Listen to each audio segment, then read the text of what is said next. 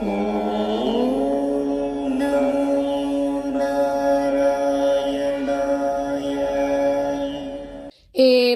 तावत् प्राकृत प्रक्षयान्ते ब्राह्मे कल्पे ह्यादिमे लब्धजन्मा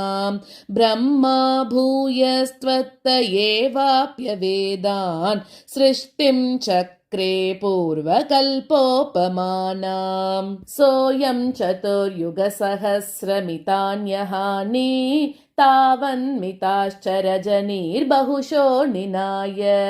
निद्रात्यसौ त्वयि निलीय समं स्वसृष्टैः नैमित्तिकप्रलयमाहुरतोऽस्य रात्रिम् अस्मादृशां पुनरहर्मुखकृत्य तुल्यां सृष्टिं करोत्यनुदिनं स भवत्प्रसादात् प्राग्ब्रह्मकल्पजनुषां च परायुषां तु सुप्तप्रबोधनसमास्ति तदा विसृष्टिः पञ्चाशदब्दमधुना स्ववयोर्धरूपम् एकं परार्धमतिवृत्य हि वर्ततेऽसौ तत्रान्त्यरात्रिजनितान् कथयामि भूमन् पश्चाद्दिनावतरणे च भवद्विलासान् दिनावसानेत सरोजयोनिः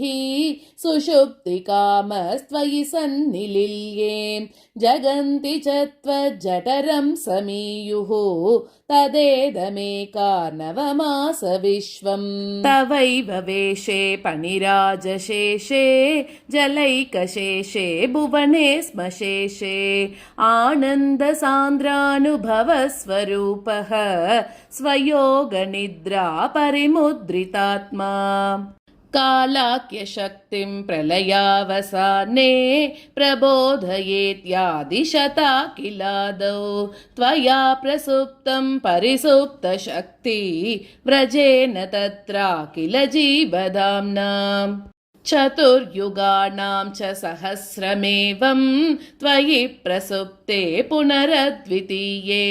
कालाख्यशक्तिः प्रथमः प्रबुद्धा प्रबोधयत्वां किल विश्वनाथ